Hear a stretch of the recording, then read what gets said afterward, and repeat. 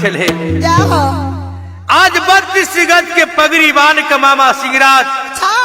अपने राज दुधैला आसन पर बैठल है। आज वही समय में बाबू अमर सिंह महाराज भी मिला राज दुधैला में। और बाबू अमर सिंह महाराज ने कहा कैलो आई बउआ जी हो दा सोना बनौआ जोरा के होया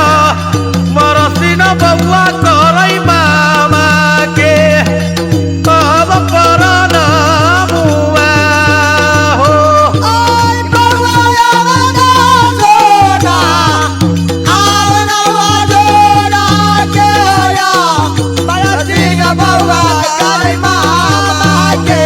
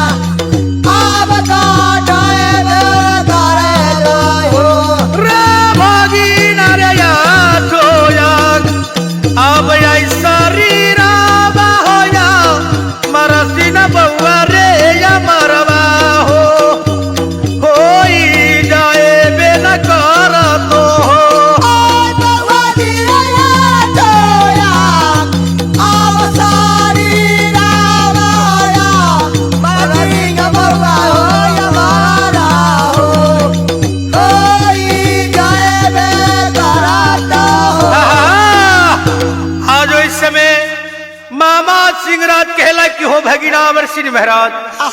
न मरले मरवा न कटले कटीवा 8 अंग सही अमरे गाज हो गई है। आज इस समय में बाबू अमर सिंह महाराज कहला कि हो मामा जी आई मामा जी हो की ना अब तोरा घाटा गेला माता हो मामा तोरा याना धान धाना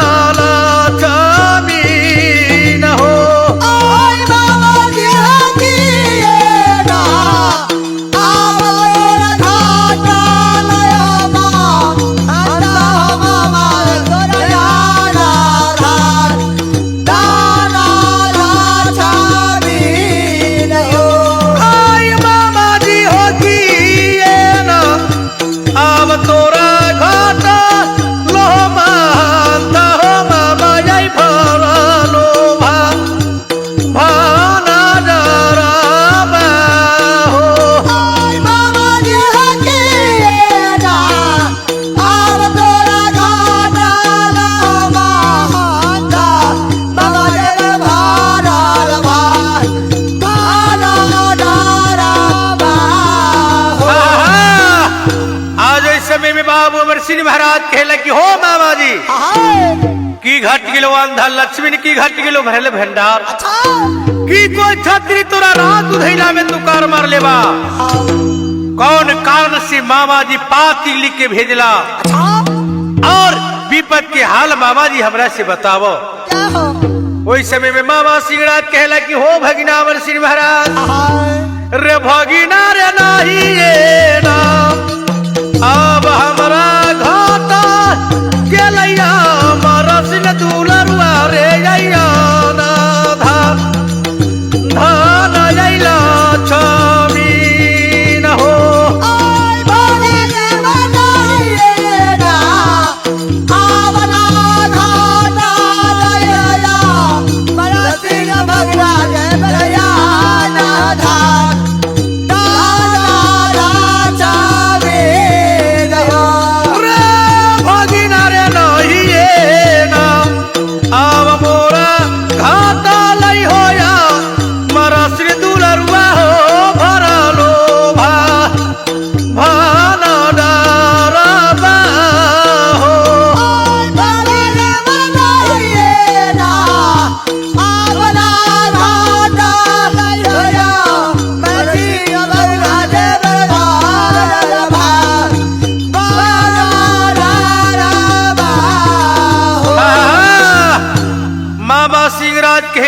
भगिना अमर सिंह महाराज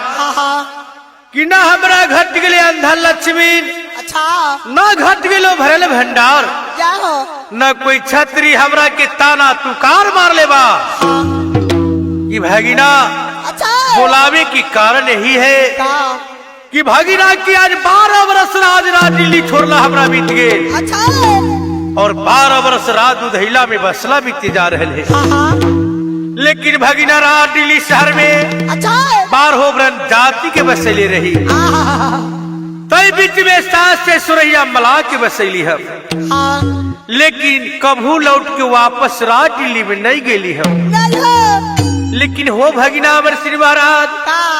अरे भगिना रे कौने ना अब रोजगार में हो जा मरसी न बउआ हो तई बार हो बजाई बार नामा हो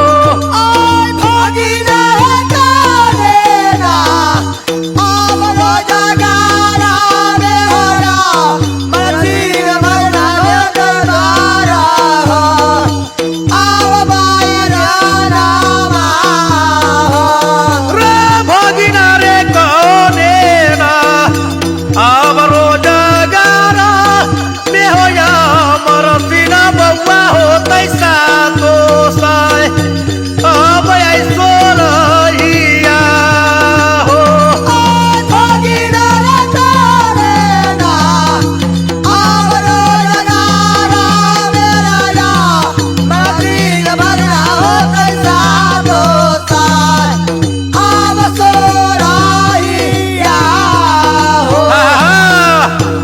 आज इस समय में कहला मामा सिंहराज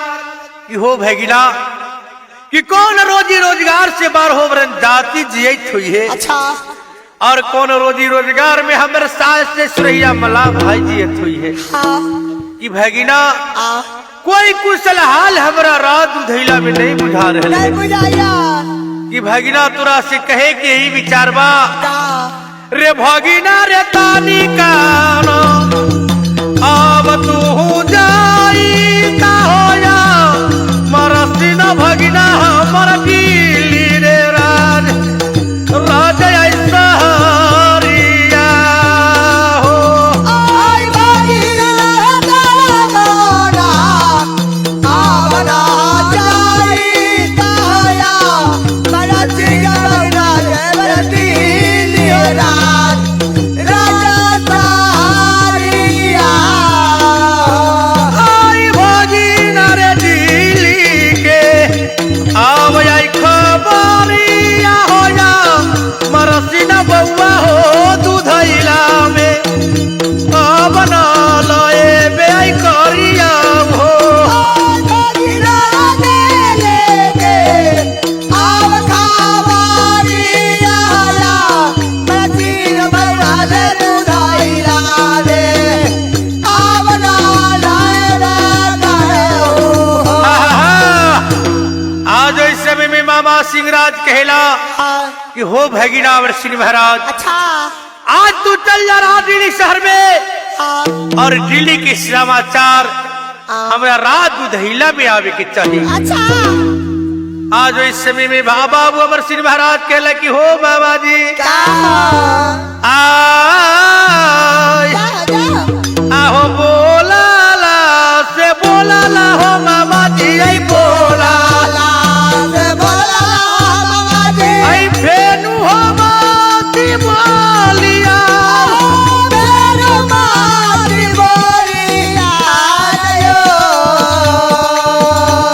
हो तोहर बोली लागई गोलिया के समान आहो मामा जी हो तोहर बोली लागई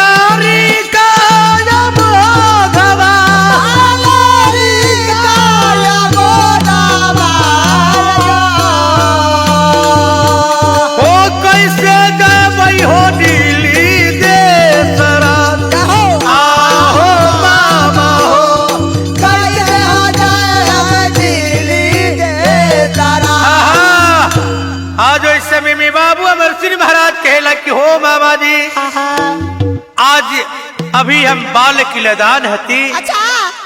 और यहाँ से दिल्ली देश राज में कैसे जाऊँ हम हाँ कि मामा जी काम हमरा से नहीं हुई है। अच्छा लेकिन उस समय मामा सिंहराज कहला कि भगिना हाँ आज तूने कही चल लड़का लदान हती हाँ हाँ रे अपना लागी लगे छे दुलरुआ रे अपना लागी लगे छे दुलरुआ रे लड़का या बोधवा लड़का या बोधवा अरे हमरा रे लेके तरुणी जवान अब दुलरुआ हो हमरा हो लेके तरुणी जवान अरे अपना लेके लगे छे दुलरुआ अपना लेके लगे छे दुलरुआ लड़का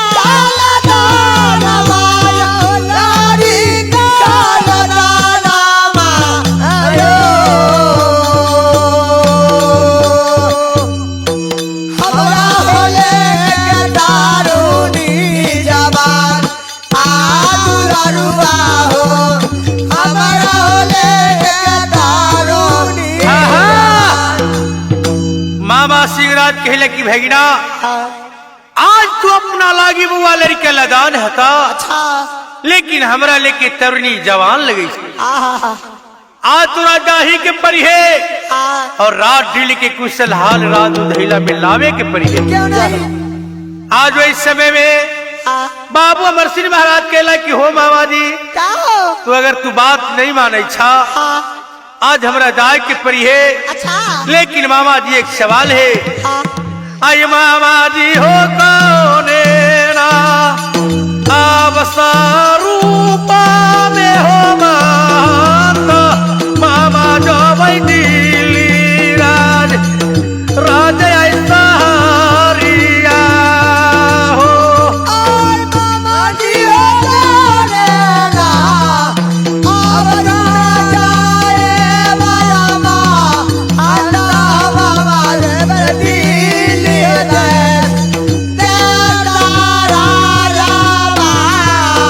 ओ मामा जी हो ये करोना अब आई कुशालिया हम तो मामा अपना भगिना से अब आई बताए बे आई करिया हो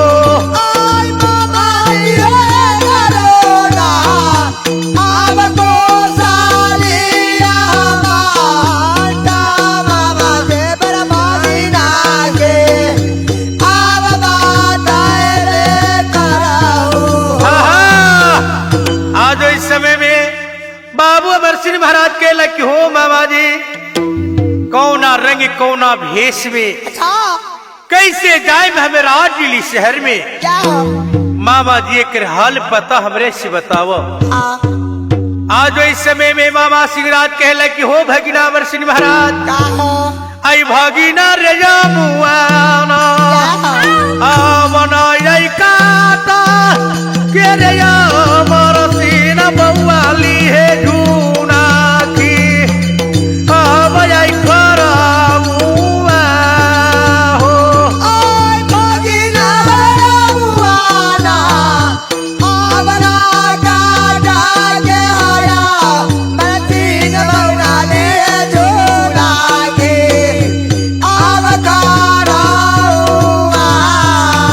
रे भगिना रे बगला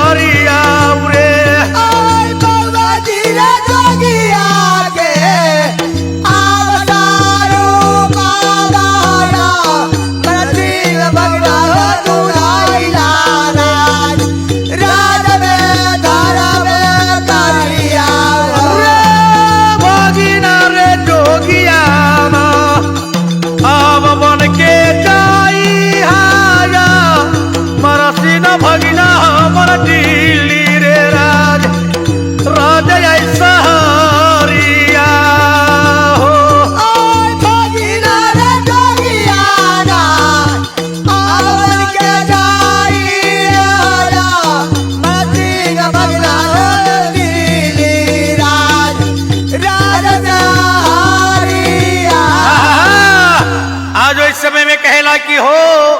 भगिना अमरसिंह महाराज, हाँ अरे अमुआ काट के झुनकी खराब बना लो, अच्छा सिउठा कमंडल लोहा छर काट के बना लो, जाओ और भस्म की झोरा बगल में लगा लो, हाँ तिलक चंदन ध्यान तू कर लिहा, जाओ हर मुरझाटा और माला जोगी महात्मा की भेष बना को हाँ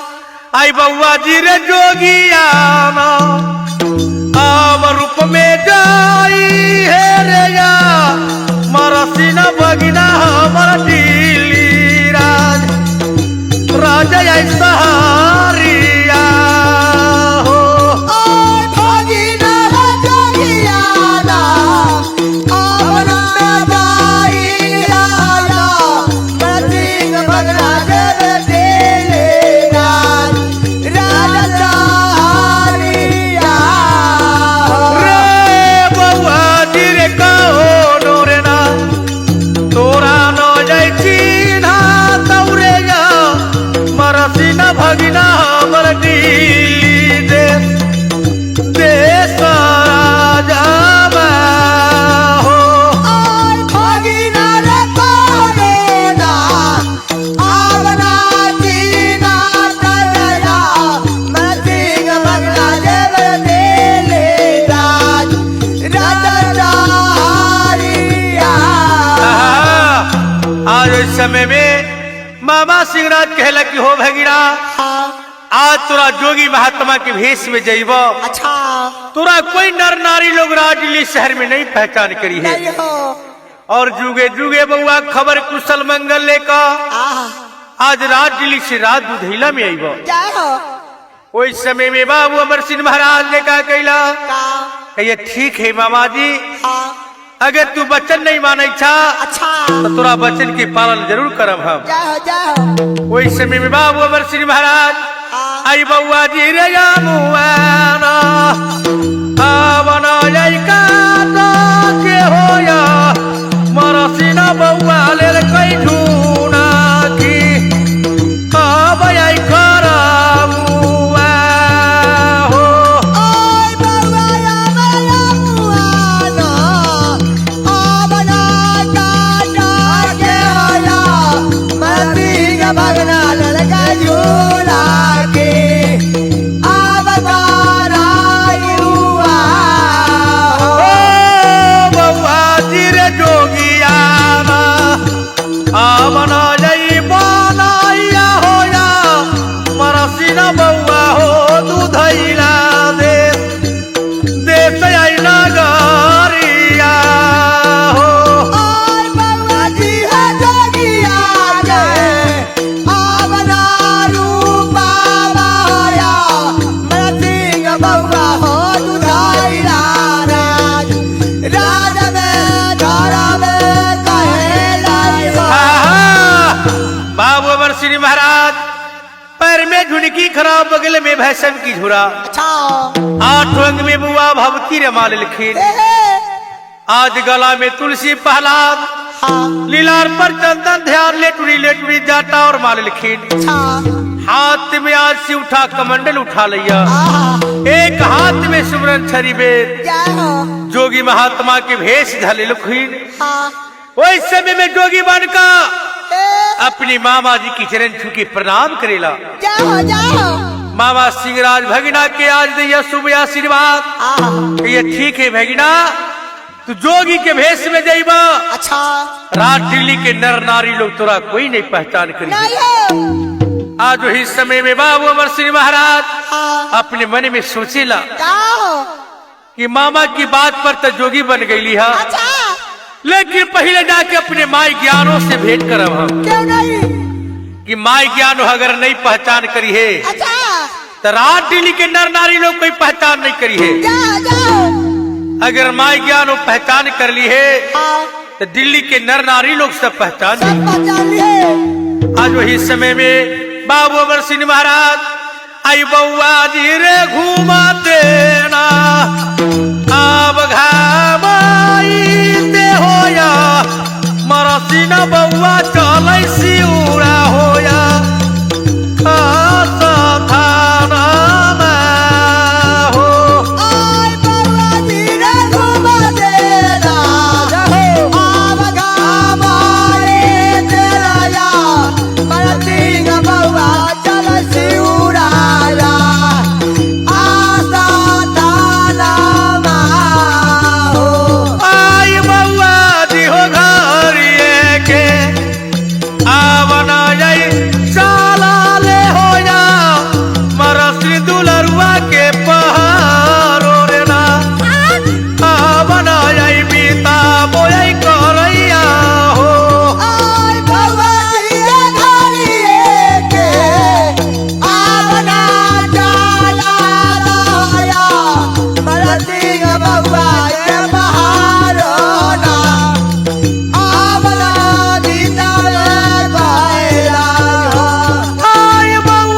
राजी हो जाई के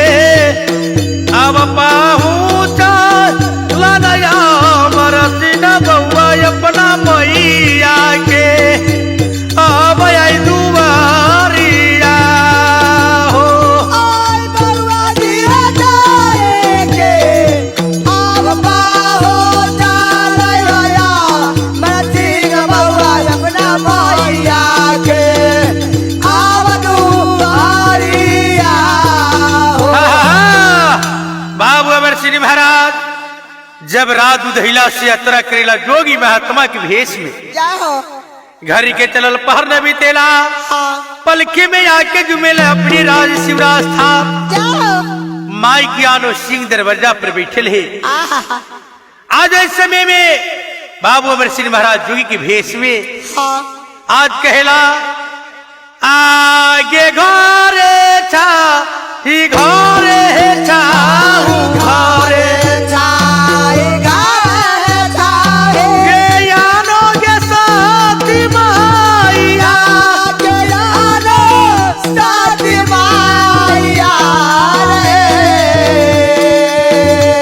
गे तुहरा गे दुआरा जोगी अब भेलो ठा आहे मैया हे तोहरा गे दुआरा जोगी अब भेलो ठा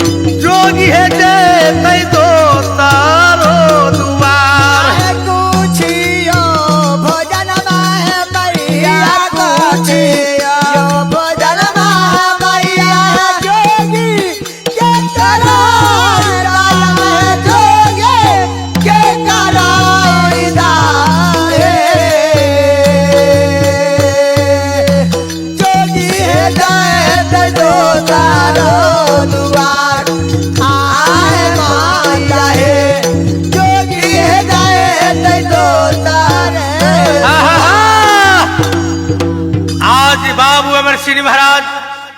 आज अपनी माई की पुकार करेला कि माई हमर पहचान करेला या न करेला। कहला कि माई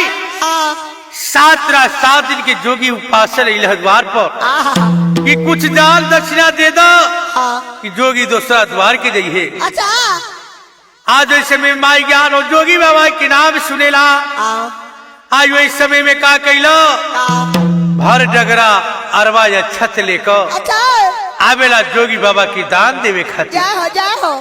और इस समय में माई ज्ञानो कहला कि बाबा हो का हो होली आऊ मेली आऊ जोगी बाबा हो लिया मेलिया जोगी बाबा हो हमरो हाथ के भीछा बाबा हमारा हाथ के बीचावा बजो हो देखिया बाबा दो सारो दुआर आहो बाबा हो देखिया हो बाबा दो सारो दुआर लिया मेलिया जोगी बाबा लिया मेलिया जोगी बाबा हमारा हाथ के बीचावा हमारा हाथ के बीचावा देखिया बाबा तो तार दुआर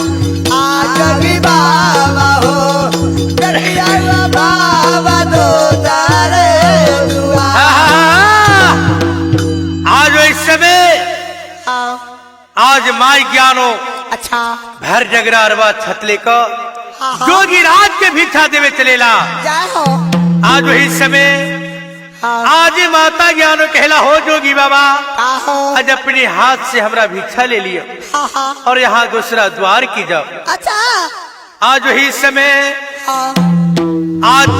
बाबा अमर सिंह महाराज माई के हाथ से भिक्षा लेवे जय हो